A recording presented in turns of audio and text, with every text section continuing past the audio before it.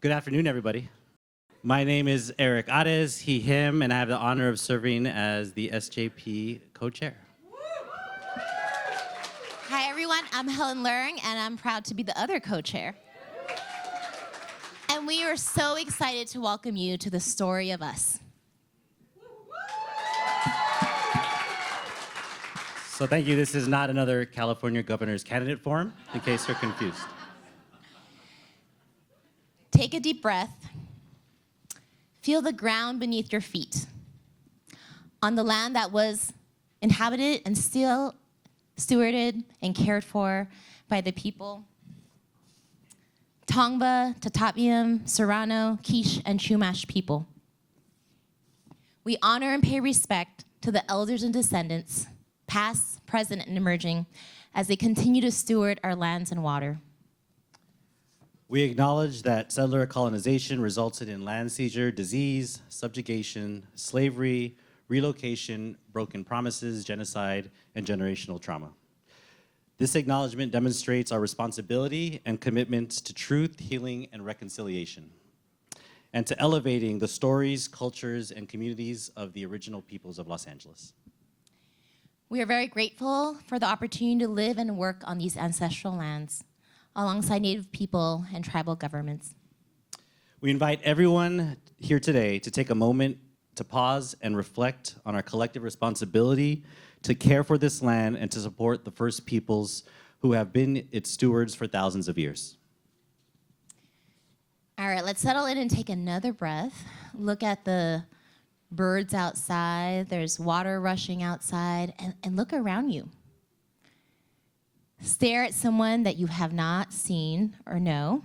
Smile. We are a community tonight. Story of Us LA is about connection. It's about recognizing that each of us holds a different part of a larger story. And today we get to listen, learn, and be moved by our System Change Fellows.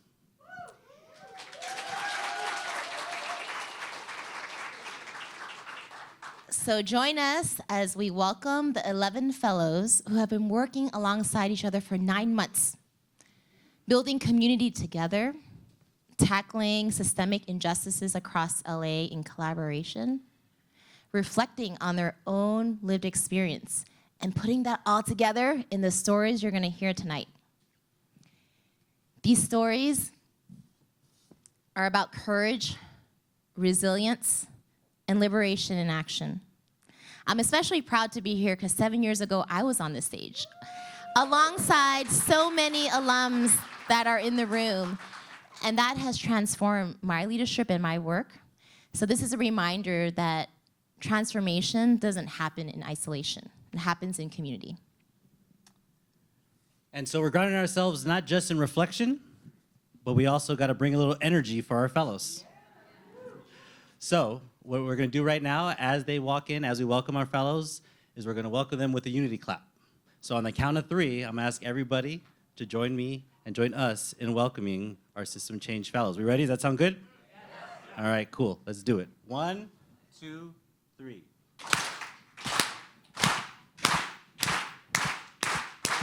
Hey!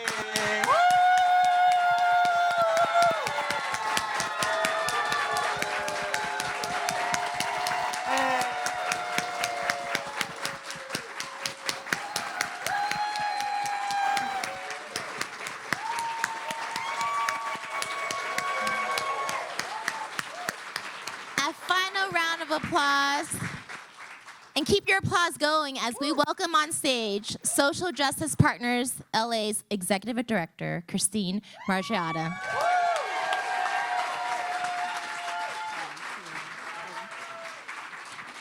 Oh, I'm so happy to see you all. Thank you all so much for being here tonight. So I started in this role at SJP almost 10 years ago now, in 2016, which is the same year my daughter Vivian was born. I've been thinking a lot lately about what we've all been through in this last decade, as I can feel the exhaustion and trauma sitting in so many of our bodies.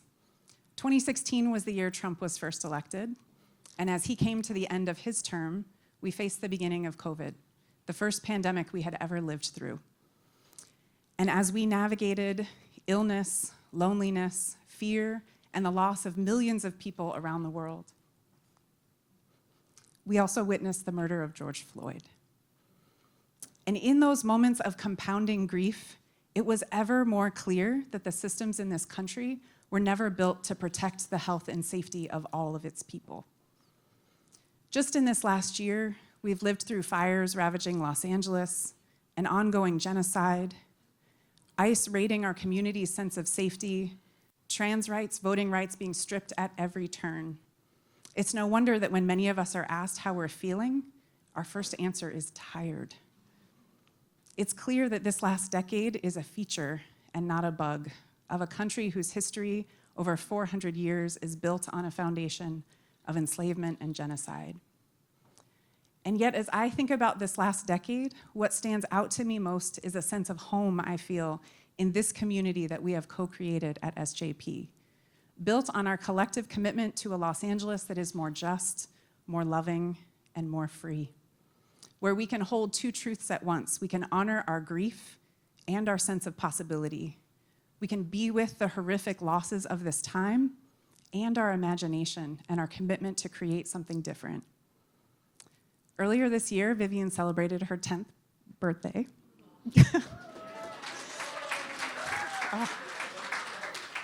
And I am in awe that this last decade has been all she's ever known. And yet she and her brother Huck are filled with all of that possibility, that imagination, and that love. So just last month, I had the opportunity to bring them to their first ever SJP event. They came to one of the last practice sessions of Story of Us.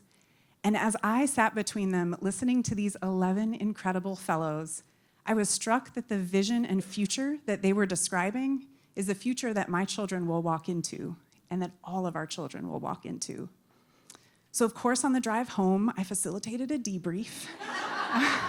I asked them what questions they had, what they were excited by. We did a question of the day. And what stood out to them as much as the fellows' stories was the way that the fellows welcomed them into the space. It was Joseph turning around and telling Huck, "I'm so glad you're here." It was Jante stopping and complimenting Viv's diligent knitting. It was Yesenia kneeling down next to them and sharing pictures of her new baby, Genesis.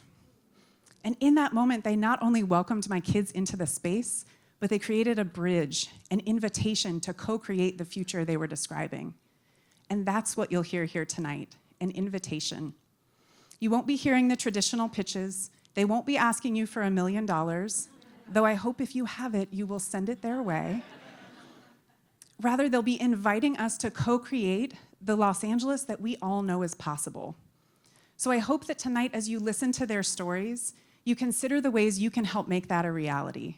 I hope you'll consider contributing to the collective fund, which will be divided equally among all 11 fellows because we know our liberation is bound up with one another. I hope you'll share what you learn and hear here tonight with your friends, your family, your community. And I hope you'll join SJP and make SJP your home for bringing that future to life. Because together, we are making a Los Angeles where we're all a little less tired and a lot more free. It is now my great honor to hand the stage over to our 11 brilliant fellows by welcoming to the stage Yesenia Kush from Immigrants RLA to introduce our first storyteller tonight. Join me in welcoming her.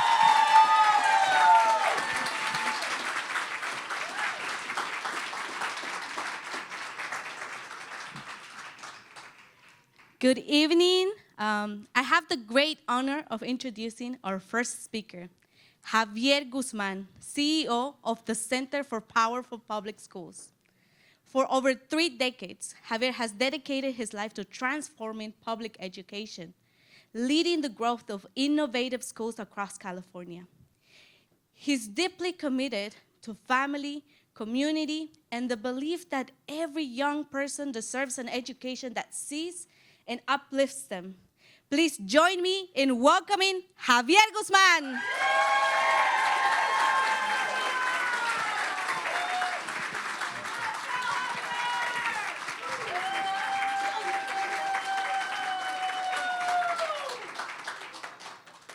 I'm just taking you all in. Gregor was a 16-year-old ninth grader enrolled in my English class who was reading below the second grade level. One day he approached me and said, "Mr. G, can you teach me how to read? Because I'm going to have a daughter and I need to teach her how to read." Gregor represents the thousands of students that enroll in alternative high schools each year. Schools that probably serve the students with the most volatility and the most challenges in their lives. Yet, the general public is seldom aware of these schools. The great tragedy is that students like Gregor the system is organized around their deficits. And they don't see him for who he is. They don't see him for what he could be. They see what's wrong. They see what's lacking. And they cheat him out of powerful experiences that he could be having. Gregor ended up dropping out. I could not change the system for him, and that was heartbreaking. The only classes that he was passing were mine. My name is Javier Guzman. I started working with youth in Brooklyn, New York, in an area known as the Killing Fields, due to the high homicide rate of Black and brown youth, who were seldom supported in reimagining life beyond their blocks. Today, I lead Center for Powerful Public Schools, where we envision a just school system for the students and the communities furthest from opportunity. And a place where we start is in alternative high schools.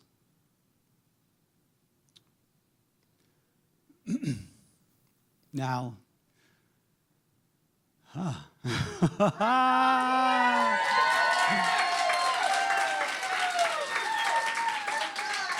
place where we start is with alternative high schools because we know the power that they could have. We know how students can reimagine who they are, yet they're not supported in that way. Oh my goodness.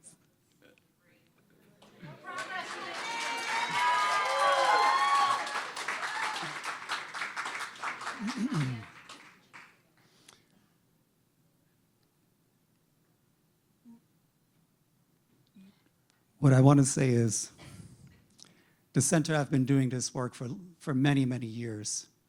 We have reimagined the school system throughout Southern California, and we can do this again with the students who are enrolled in alternative education schools. These are the schools that no one pays attention to them. They're not regarded in a way that other high schools are. And they have the most opportunity for transformation. They have the most opportunity for empowerment. This is the work that we're aiming to do right now. The work of trying to reimagine a school system for students who were pushed aside and who are not supported to become the best versions of who they could be. And therefore, what I aim to do with you is to invite you to join us, to go to the margins of our school system, to go to the margins of where our most prized students are situated, and do the difficult work of reimagining school for all of them. Thank you.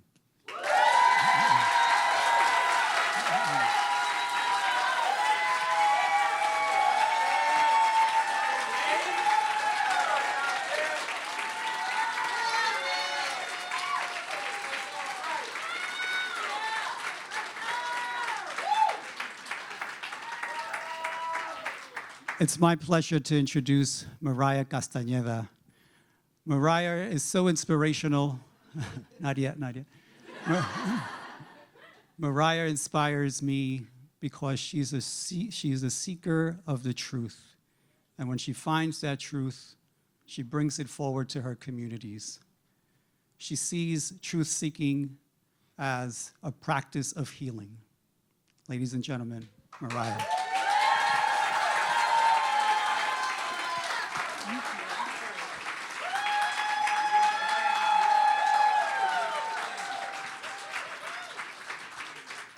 Thank you, thank you. I come from abundance, the kind where you make a lot with a little. Growing up, there was always someone who gave just a little more. A neighbor with extra beans and rice, a teacher slipping us leftovers. Because where I'm from, a little becomes a lot when it's shared freely between friends and neighbors. I carried that ethos with me. I believe knowledge should be shared freely, the way I was raised by my community. Because knowledge is power. Because of the love and support from my village, I had the privilege of attending UC Irvine. But when I got there, I learned something disturbing. The community I loved had been polluted, poisoned by lead dust from a battery recycling plant called XI Technologies. I had to leave my community in order to learn about the environmental violence inflicted on us. But in hindsight, the signs were there. The cancer fundraisers and illnesses I still don't understand. LA's major newsroom at the time centered the polluter and their bottom line, not our communities and certainly not our people. But nobody told my parents, nobody told my coaches or teachers, and nobody told me that a battery recycling plant just over a mile away from my high school was releasing lead dust into the air. Because the news did not reach us, we couldn't protect ourselves. And I'm not gonna lie, this became a little grudge for me. So I co-founded LA Public Press, and we started by centering the same communities I watched get ignored. We believe quality information should be free, because knowledge should never be hoarded. We built a newsroom of reporters who love LA, come from LA, and look like LA. LA Public Press became a leader in community-centered journalism. We started to see legacy media outlets begin to cover the same communities they had once ignored, the ones we centered from the very beginning. When wildfires swept Los Angeles last year, we centralized real-time safety information and practical guidance. When federal immigration agents stormed our neighborhoods, we created bilingual guides to help families stay safe and understand their rights. We even trained community members on how to speak to the press safely. And today, LA Public Press has 2 reporters reporting on Exide's contamination and its cleanup, holding local government accountable for the communities they allowed to be harmed for decades. LA Public Press has made a lot with a little, but I want to see what we can do with a lot. Every dollar given to us goes to producing necessary journalism and distributing it to the communities who need it the most. Because that's abundance to me, making sure the next generation never has to learn too late what we should have known all along.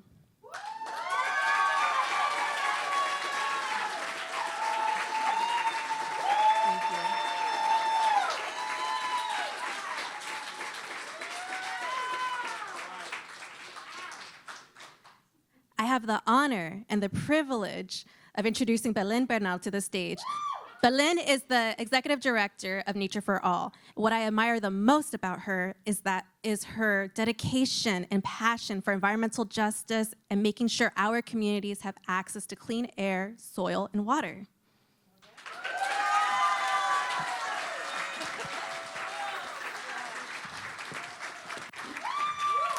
Wow, wow, wow. Woo! Hi, everyone. I'm Belen Bernal, daughter of loving and resilient immigrants from Jalisco, Mexico. I grew up in Southgate, a city surrounded by freeways, industrial corridors, and Superfund sites. Green spaces were limited. Our water quality sucked, just as our air. Although I have many beautiful memories of my community, these experiences really helped shape my thoughts around environmental injustices. I dedicated over 10 years in public office as mayor, councilwoman, and city treasurer, advocating for parks, urban greening projects, air quality, water quality, and access to nature. Because like access to nature, these are fundamental rights. They are not luxuries, and they're a matter of justice. Growing up, the San Gabriel Mountains seemed so close, but like many families, my parents didn't take us. They didn't have the know-how, they didn't have the time.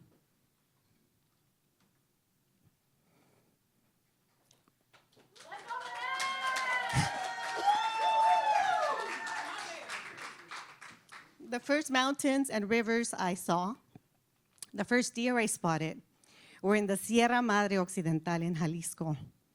Urban greenery, fresh air, bonfires under those many, many stars. That's what nature felt like. Today, as executive director of Nature for All, I care about the little Belens, the little Joses, the little Marias, Latoyas. How do we get access to nature for them sooner rather than later here in LA? Nature for All works with community to build a base of support to ensure that, oh gosh, I should know this. This is our mission, everyone. Woo! I know this. So we build a base of support to ensure that everyone in the LA region, no matter where they live, has equitable access to nature. With partners, we led the campaign that designated the San Gabriel Mountains as a national monument. We worked together to pass Measure A and W to ensure that we have more parks, clean air, clean water in our communities, now, not later. We also, we continue our mission via our 3 pillars: protect, create, and connect. We protect public lands and urban nature through civic engagement and stewardship opportunities. We create community power by training the next diverse environmental leaders. And we connect families, youth, seniors, everyone you can think of, to nature via our All Aboard for Nature trips. Your support ensures that communities like Southgate, La Puente, North Hills have a park in their community today. Not the next generation, not the next generation. Together, we can turn environmental justice into long-lasting community power. I really want to thank you tonight for being part of that vision and listening to our collective story. Thanks, everyone.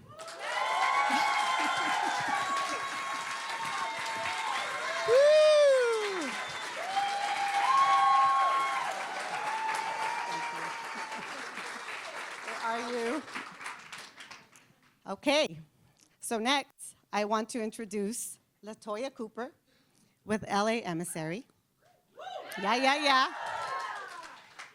What I admire most about LaToya is that she sees herself in every youth that she comes across on a daily basis.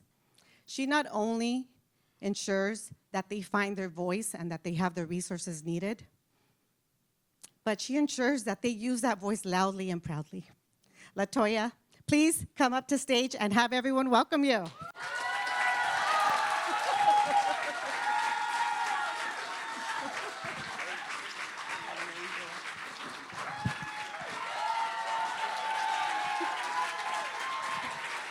Thank you. For a long time, the system told me who I was before I had a chance to speak for myself. What's crazy is my needs were defined for me, my barriers misunderstood, and surprisingly, I didn't qualify for the same programs that were designed to help me. This same system didn't see my potential. Instead, they put me in categories of stereotypes and stigmas. Realizing that, I made a choice. I could either accept the limitations that was placed on me, or I could start asking questions on why they existed in the first place. I educated myself, figured out what are the programs, what are the barriers that are preventing young people from accessing the resources they need. I was part of the youth action boards, a part of the advisory groups. I demanded to be at the table in the rooms that were making decisions about me, but in the same rooms that historically kept us out. My name is LaToya Cooper, and working with the LA Emissary and our regional teams, I learned something. These youth are not just participants of the system. They are the experts in how to fix it. Literally, the experts. The young people are redefining what they see as the solution. Sorry, 1 second. They're doing something unique and something powerful. They're dealing with this system and redesigning it from the inside. Young people who survived homelessness, juvenile incarceration, instability, foster care, are now co-designing the solutions. They are working alongside county leaders, government partners, to ensure that we are collectively building a system that prioritizes care, dignity, and opportunities. In 2025, the youth system budget was cut to 0. LA Emissary Youth, along with others, helped get that number from 0 to 5.7 million.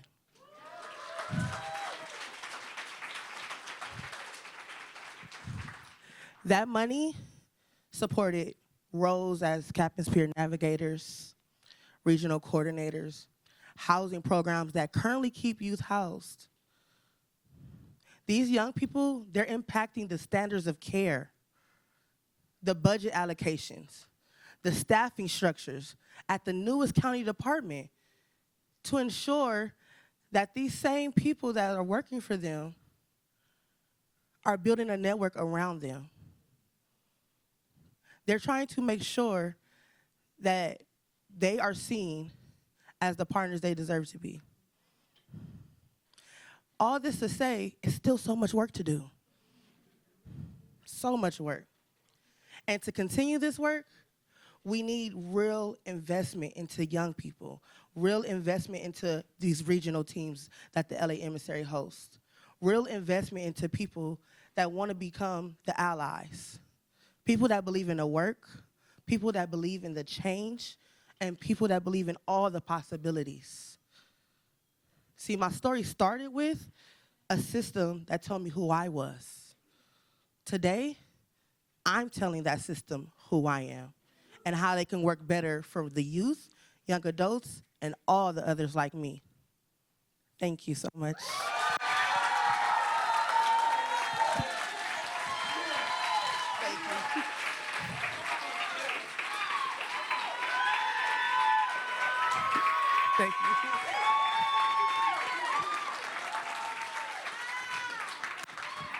Thank you. Thank you. I have a unique honor to introduce a new friend of mine, a phenomenal woman, dedicated, ambitious, inspiring, someone that you all would want to meet. Megan Castillo from La Defensa. An amazing individual who is doing something very, very critical right now. She's prioritizing our needs in our community with our money. Ladies and gentlemen, Mrs. Megan Castillo.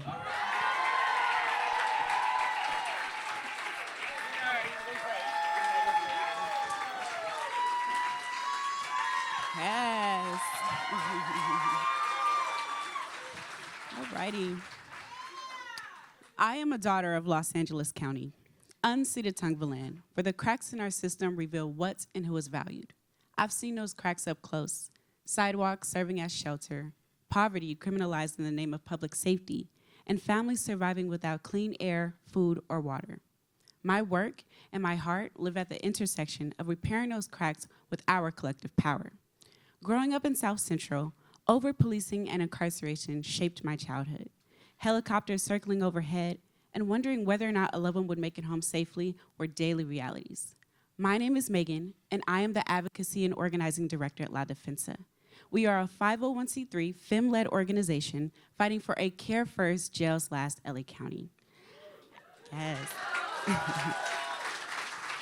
As the organizing director, I lead the Reimagine LA Coalition, and our work focuses on grassroots power building, participatory budgeting, and holding local government accountable for how it spends our taxpayer dollars. To date, our coalition has helped to defend and implement Measure J. We have been, and as a result, we have been able to steward nearly $900 million towards alternatives to incarceration and direct community investment. Yes. Did you know that LA County manages a $54 billion budget? Yet those most impacted by budgetary decisions are often excluded from deciding how those resources are used. Through the Reimagine LA Coalition, we are working to shift the dynamic so that residents themselves can decide how resources are spent. Imagine budgets shaped by community priorities like housing, mental health care, and good jobs. If our vision is realized, LA County will feel fundamentally different. Budgets will no longer be abstract, but instead, communities will decide how to resource their neighborhoods together. So now, I want to invite you into a brief freedom dream. Close your eyes and take a deep breath in and out. Reimagine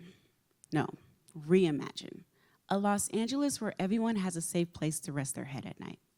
You can see it, affordable housing, trees lining the streets, and children playing safely in parks. Feel what that might feel like in your body. The deep breath in your lungs, the ease in your shoulders, and the quiet knowing that everyone has exactly what they need to thrive. Now open your eyes. This future is not imaginary. It is something we are already building, investment by investment and budget by budget. So the question is whether or not we have the courage enough to keep dreaming that dream together. And so I invite you into the discipline of helping to make that dream a reality. Thank you.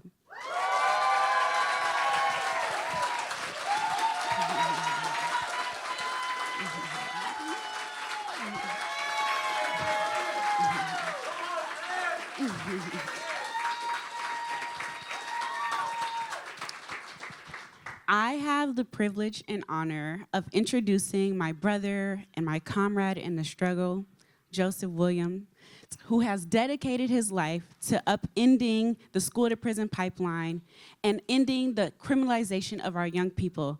Give a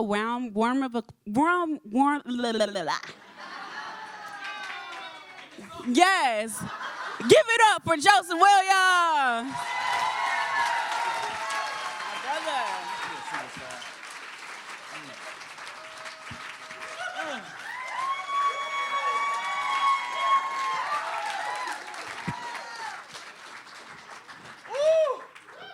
Hey, we got some dope folks, don't we?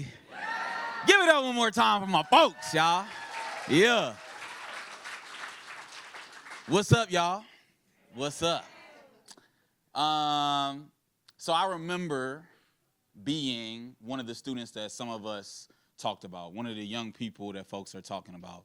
A low-income black boy experiencing homelessness, experiencing housing insecurity, experiencing school push-out, and navigating public education.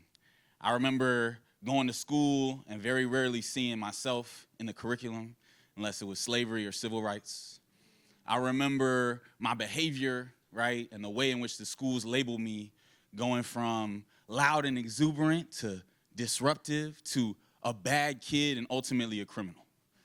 I remember when I was 10 years old, my sixth grade teacher picked me up by my shirt and threw me into the wall because he thought I was talking too much in class. I remember when I was 12 years old, after a basketball game, I watched a basketball game at the high school, being taken home in a police car because I was being too loud. I remember calling out racism and injustice over and over again, and not being heard and not having any power to do anything about it. And then by the time I was in high school, at 13 years old, I had already experienced living in group homes. I had experienced being incarcerated in a juvenile detention center. And I went to my freshman year of high school on probation. I went to a school that had a school resource officer, a school police officer, and a probation officer, but very little access to counseling. But I also remember being one of the lucky ones, one of the few black low-income boys like myself to get access to resources, to support, to have mentors and folks who cared about me and poured into me, unlike so many of my friends who were pushed into the school to prison and poverty pipeline. My name is Joseph Williams, and I'm the executive director of Students Deserve. Yeah. And now I get to work with young people who have experienced things just like I experienced. But instead, I get to support young people to use their voices and to build the power to change the schools and the systems that they're experiencing. Like Marche. Marche, who is here today, joined Students Deserve when she was a sophomore in high school after experiencing a random search where school administrator and school police took her hand sanitizer and said, I know what you're gonna do with this. You're gonna sniff this to get high. I know your type. And that led Marche to question who she was, but it also led Marche to get connected to Students Deserve and get connected to a movement of young people who are organizing and using their voices and experiences to transform and end those systems of harm for young people. Marche graduated high school in 2019. And as she was graduating, she and her comrades, other young people, actually fought and won an end to daily random searches in LA Unified.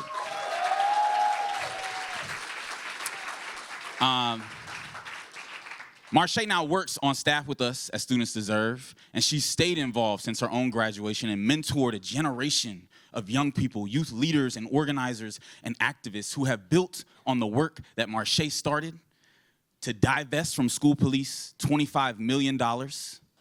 Come on. To remove school police from campuses, permanent on-campus posts, to ban the use of pepper spray by school police against students, and to reinvest the funds that were taken from school to police into the Black Student Achievement Plan, which brings resources like restorative justice counselors, academic and career counselors, community-based safety officers, school climate advocates, and a host of other resources, including African American and ethnic studies, to the schools and the students that need them the most. Now, Marche's little sister is gonna graduate this year from that same high school that Marche went to. She's went to the school for the last few years without school police on campus, without random searches, without police pepper spraying students, but with counselors on campus, restorative justice teachers on campus, African American studies and ethnic studies courses, truly a transformed educational experience. Unfortunately, folks wanna remove and rip away all of those victories.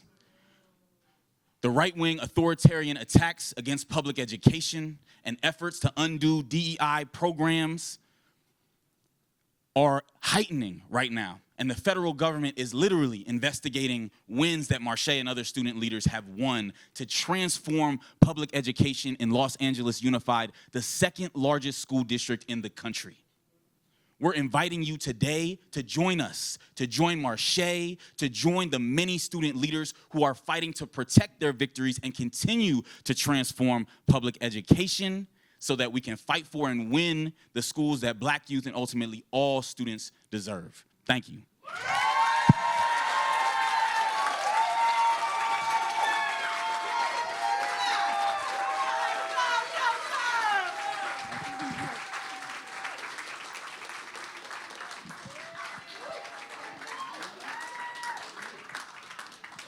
Wow, let's give it up for the fellows that we heard from thus far.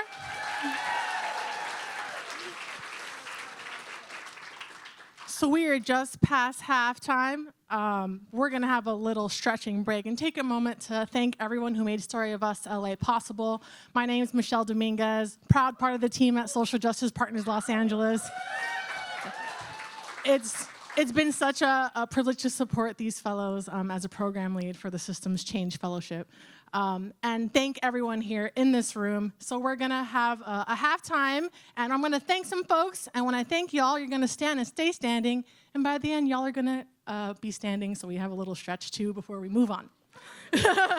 So first, I wanna thank the current fellows. If you wanna go ahead and give us, stand up so we can thank you and stay standing. Thank you. Thank you for investing your time and your energy in this program and in each other and in all the systems change work. And I would love to also thank alum of the Systems Change Fellowship. If you want to stand in the room as well, we have some alum. Thank you for being part of the 8 cohorts who made it here today and helped pave the way. Some of those alum are also coaches. If you are a coach this year, please stand so we can thank you. Thank you for investing your energy, your heart into these fellows here today. Also want to thank the sponsors. Anyone who has sponsored this event, please go ahead and stand. And I'm gonna say y'all's org's name so you know to stand. From Angel Foundation, RNS Kane Foundation, First Five, Kaiser Permanente, United Way of Los Angeles, Lee Bailey, Ocean and Mountain, Chic Impact, and the Broad Foundation.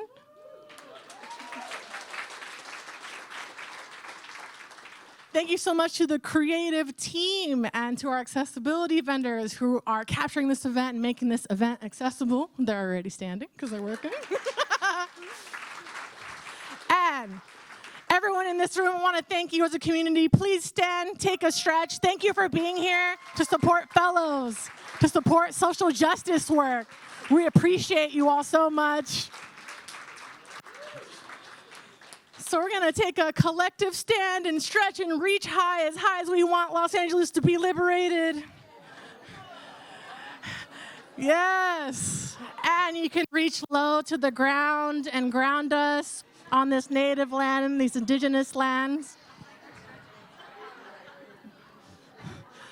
And when you're ready, you can go ahead and take your seat again because we have more awesome fellows to hear from. And just a reminder, if you want to take this moment to silence your cell phones, please, or any devices, so we can give our full attention to these amazing fellows. All right. So we're going to go ahead and continue. Let's stay in the room. I want to bring back Joseph Williams to introduce our next fellow.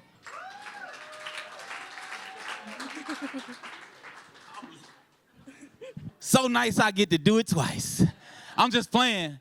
After y'all break, I'm going to really encourage everybody. I know that was a short break, but we got to listen to the next person over here. I want to make sure the next person gets their just due. Y'all. So I'm going to ask, even if y'all getting y'all drinks, you feel me? Lower that down because we have our next fellow who I have the pleasure of introducing. This is a woman, a powerful leader who has used her grief and hurt and pain and transformed it into growth and healing and power for herself and for other folks who are experiencing grief and loss. The founder and executive director of Pause, Elisa Fornere.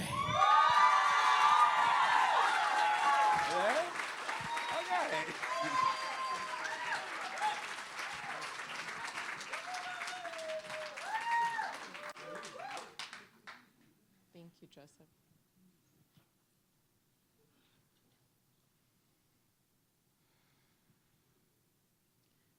Hmm. 10 years ago, my mother, Deborah, died. I was coming up on my first Mother's Day without her. There were signs telling me to remember to take her to brunch, and ads telling me that I needed to buy her flowers. And I worked at a marketing agency that wrote those ads. On one particularly tough day, I asked if I could work from home. Not take the day off, not pass off my work, just work from home. And my CEO said something to me that I will never forget. He said, "You need to check your dead mom at the door because we come here to work." I was stunned, I was sad, and I was confused because I knew grief doesn't work that way. We can't clock in and out of it. We can't leave it in the car when we go into the office. And that moment revealed something to me larger than one insensitive comment. That there's a cultural expectation that grief and death should stay private. That we shouldn't talk about them. And that education around grief and how we navigate it with community is lacking. But the reality is that grief and death are universal. Right now, 1 in 5 employees is grieving the death of a loved one and family member. That's 1 in 5 people in every email chain you respond to, 1 in 5 people in every meeting you attend, 1 in 5 people in every office you step into, and most of those people are not supported and equipped to navigate that grief. That moment with my CEO has stayed with me for 10 years, and along the way, it led me to found Pause. Pause is an organization focused on supporting folks through grief, death, and serious illness. We train managers to ensure that folks returning from bereavement leave know where the resources are and how to get care. We pair caregivers with death doulas to ensure that families don't have to navigate impossible decisions alone. And we partner with healthcare institutions to bring culturally relevant and human support to some of life and death's most challenging transitions. But we're only reaching a fraction of the people that need this support, and the need is growing. Right now, more than 60 million Americans are acting as unpaid caregivers for family members that are aging or dealing with serious illness. We're watching clinicians and healthcare providers burn out. We're watching the long tail of grief go unprocessed.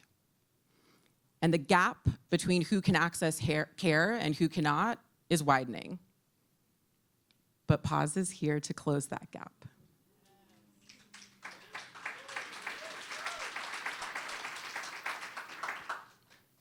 With your support and collaboration with our team,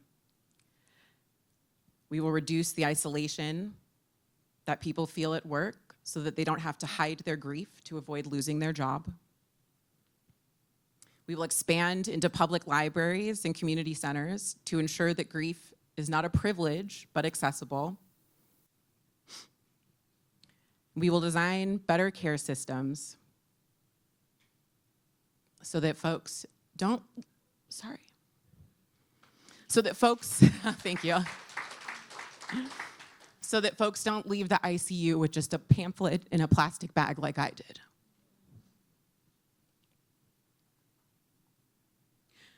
Our work is about bringing this conversation into every room that we're invited to, because the reality is that grief is in every single room that we step into. But the question is whether or not you're willing to meet us there. Thank you.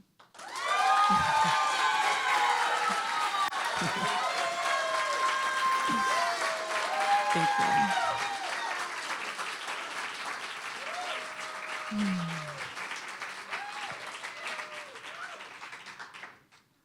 Thank you.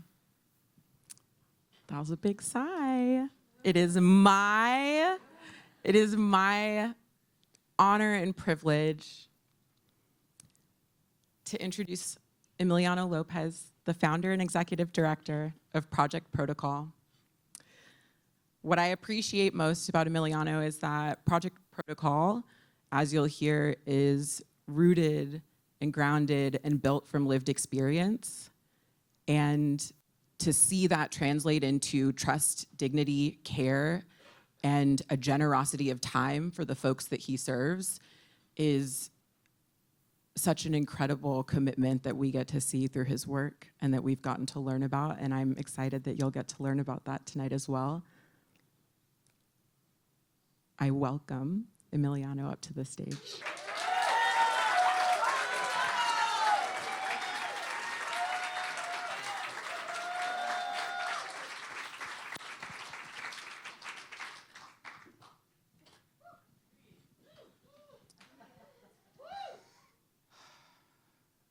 I want to talk about a day that I remember clearly. I'd been working various jobs in the entertainment industry. I was known for being dependable and hardworking. Stability meant the world to me. Having been incarcerated for 13 years, having a job was proof that I was capable, proof that people could trust me, and proof that I was able to take care of myself. One day I got a call from my case manager. She said that I needed to come home immediately. There was no flexibility, or it was an order from the parole officer. And I lost my job. There wasn't a resource or guide to turn to, so I reached out to people in a private Facebook group who were also on parole. And I asked them what your experiences were like. You know, how did you overcome these obstacles? And there was over 40 responses. And what that showed me is that there was a community ready to help. And that spawned an idea. My name is Emiliano Lopez. I'm the founder and executive director of Project Protocol, an online platform that provides accessible information, resources, and tools for people navigating parole. Project Protocol brings a voice to the successes and challenges of parole supervision. Every review that someone leaves on Rate My PO is a gift to someone assigned to that same parole officer. Every search of our resource directory is a path towards support for someone looking for mental health or housing support. But what makes Project Protocol special is trust. Community-generated and community-held nature is what makes it credible and useful. But that cannot exist without lived experience at its center. We don't sell data. We allow people to remove their contributions if they wish. You know, this data that we're collecting can surface issues that have long been held in silence and lead to successful reentry outcomes and policy reform. But we can't do that alone. We need partners who recognize that we need tools built by and for the people most impacted. Because Project Protocol is not an answer, but it's a solution that can bring in real safety. Thank you so much.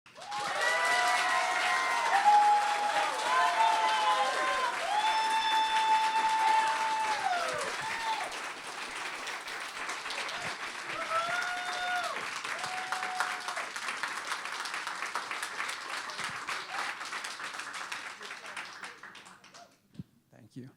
Now I'd like to introduce my favorite person, because she's the person right beside me. Her name is Trinity Tran. She's founder and executive director of California Public Bank Alliance and Public Bank LA. What I admire most is this big vision of taking over the banking industry from Wall Street. Yeah, shout out to that. Giving people access to banking and leaving funds here in our great state. So put your hands together for Trinity Tran.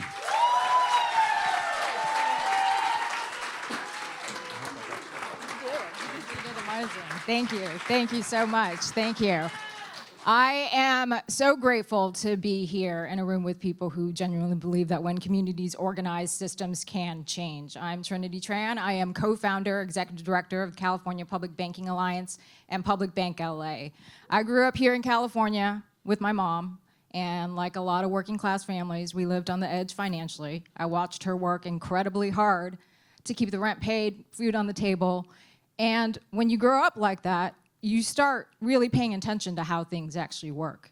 And you notice that some communities always tend to have resources flowing into them, new opportunities, new projects, new jobs, new things. And then other neighborhoods are always being told there isn't enough. And years later, I started seeing that same pattern play out on a much larger scale.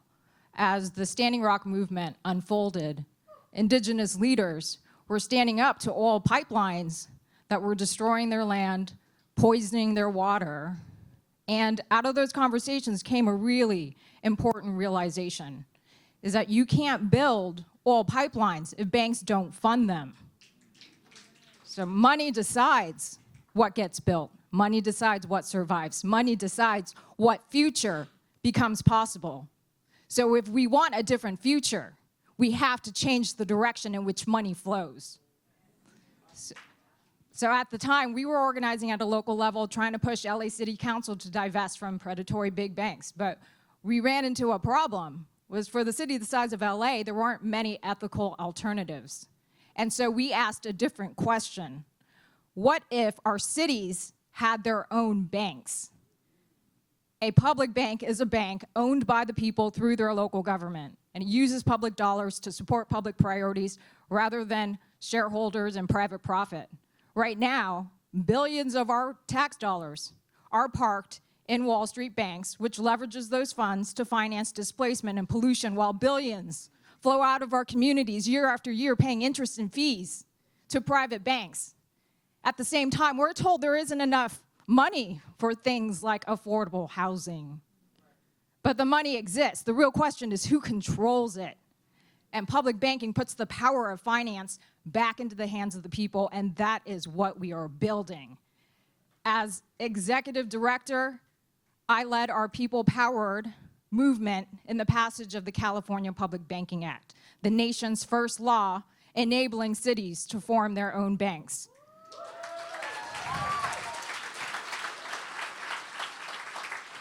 And now in Los Angeles, we have a majority of council members who have put their own funding in to move this forward. So a few years ago, this was a fringe idea, and now it's moving forward in the nation's second largest city and cities across the state. So now that we've created the laws, it's time to build, and we are working with communities and local governments across the state to launch the first generation of public banks designed to finance affordable housing, clean energy projects, small businesses. This is moving. The question is how fast and at what scale, and with the right resource, we can amplify and accelerate the work that we are doing. Because the next few years will determine whether we build the public financial infrastructure that keeps billions of our public dollars in our communities, or do we continue sending it away? Because when our communities control the flow of finance, when our communities control the flow of money, we control the future. Thank you.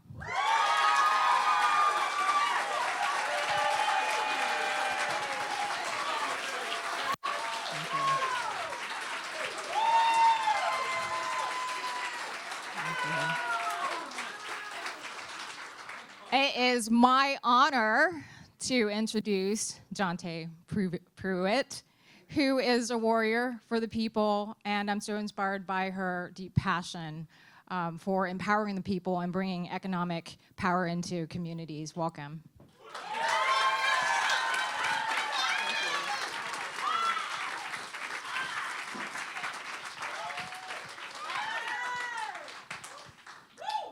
Good evening, y'all. My name is Jante Pruitt, and if your family's like mine, they moved to California for work. Work with dignity, with recognition, and fair wages. However, 140 years after workers launched a general strike to demand the 8-hour workday, many workers, like my mom, work multiple jobs at well over 60 hours each week, trying to make ends meet. For my mom, that means working 13 days in a row, before seeing a day off, and then working 13 more. It means having a mother with dementia and not having the time nor energy to provide her with adequate care. It means having less and less time to spend with children and grandchildren on personal health and well-being. It means being disconnected from her community. My mom's experience is not unique. 1/3 of all workers in California, roughly 5.5 million people, are considered low-wage workers. Many of them are Black, Latinx, and immigrant workers who can't afford food, housing, health care, child or elder care. They're not living the happy, healthy, self-determined lives they deserve. And what's worse is that this is by design. An economy built on stolen land and labor protects capital and makes a profit at the risk and expense of workers. We see evidence of this today in a growing gig and temporary worker economy, in systems of incarceration and detention, and in policies and praxis that prioritize corporations over people. But at the LA Co-op Lab, we envision our people free. We work, amen to that, amen to that. We work alongside excluded and low-income workers to create worker-owned cooperatives through education and training, through coaching, and through non-extractive lending to further economic democracy in Los Angeles. We work alongside workers, worker centers, grassroots community-based organizations to launch and to grow sustainable and cooperative businesses that can sustain our families and meet our community's needs. Together, we're building an inclusive and cooperative economy that shares, stewards, and restores our resources to ensure there's enough for everyone. Through networks of worker ownership, we are building shared economic power. Through democratic decision-making, our folks are learning to work and problem solve together. This is true for Radiate LA Consulting, a staffing co-op that we incubated in 2021. They started out as 17 immigrant grassroots leaders and organizers turned worker members, and today they're bringing in over $700,000 in revenue and over $150,000 in profit. Right? Right? Shout out to them. That means there's between $5,000 and $10,000 in profit share for each worker member. That can make the difference between workers being able to stay in LA while they're working to create a better one. Our folks are prefiguring liberated systems, and we invite y'all to join us to build the cooperative economy that Los Angeles needs. Thank you so much.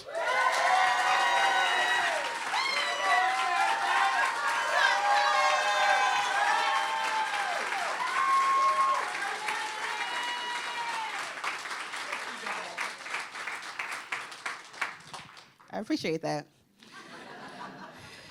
Now I want to reintroduce Yesenia Kush with COFAM, representing Immigrants RLA. And what I admire so much about Yesenia is that she leads her work with passion and with love. And y'all are gonna hear that when she shares her story. Please help me reintroduce Yesenia Kush.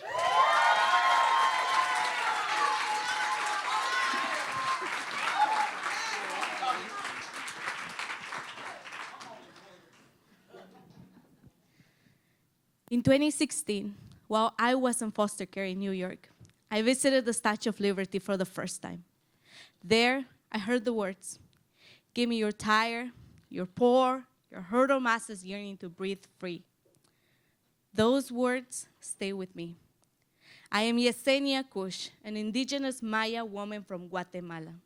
I came to this country alone at 16, fleeing violence. I entered foster care. I worked multiple jobs. I had to build a life out of the broken pieces that I brought with me and mourned what I left behind. I witnessed families forced into overcrowded housing, working in unsafe and hostile conditions, and experiencing wage theft, yet remain excluded from the very policies and budgets that determine whether they stay housed, whether seniors can retire with dignity, whether families survive federal enforcement attacks.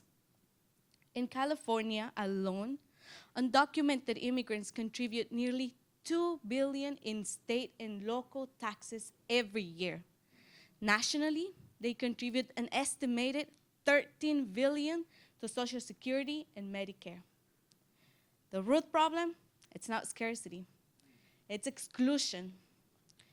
I was fortunate, thanks to the support of my community, and in spite of the systems in place. No fue el sistema, fue mi comunidad. I became the first in my family to graduate from UCLA. That experience fueled my desire to advocate for immigrants. Today, I'm the communications coordinator at the Council of Mexican Federations. We are one of the 6 co-chair organizations leading Immigrants RLA, a coalition fighting to ensure LA County budgets reflect the people who built this region. We work alongside 22 power building grantees across LA County, organizations on the front lines, organizing neighborhoods, educating families about their rights, advocating at the county level, and shifting the narrative of belonging. Porque los inmigrantes somos Los Ángeles. Because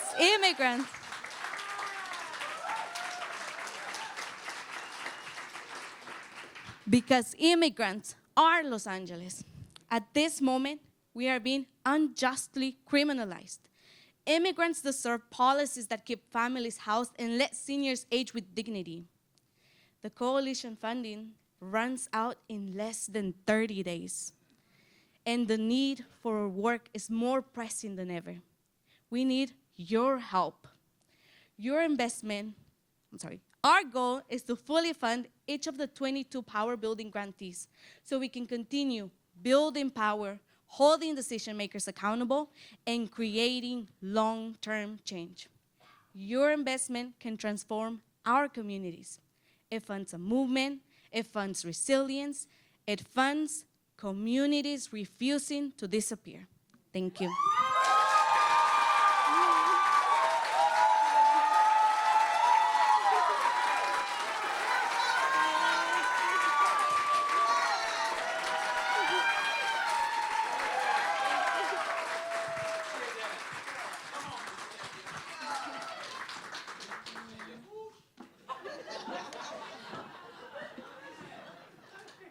Wow. We have been on an incredible journey. You have heard the future of LA and the leaders of LA. Let's give our fellows one more round of applause. Please stand up. Stand up, fellows.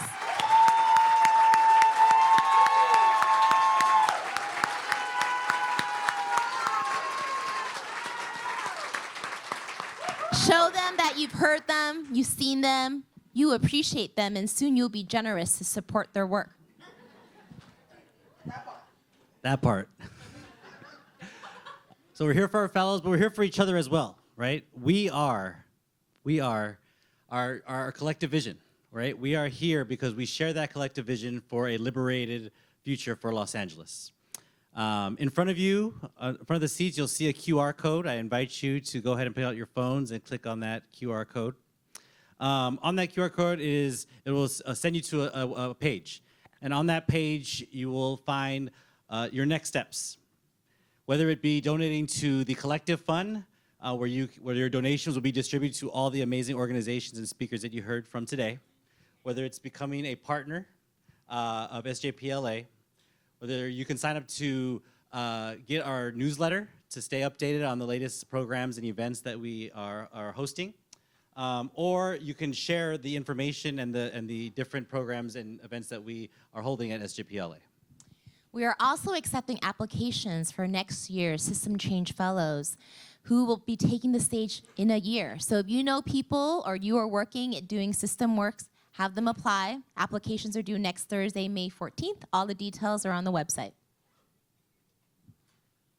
So as we transition, we're going to transition to a reception. And as we do, we invite you to enjoy the cash bar and the music from DJ Post No Bills.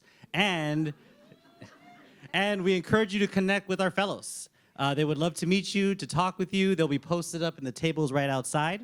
As you do so, we invite you and offer a couple of questions. What is one way that you can show up in community with our speakers and their organizations? And what is one word that you would describe that you are taking away how you feel today after today's event? That's it. Thank you all for joining us in our 17th year of SJP's signature event and the second of Story of Us. So continue these conversations, talk to these fellows, donate, and continue to build the movement that we want to live in. Thank-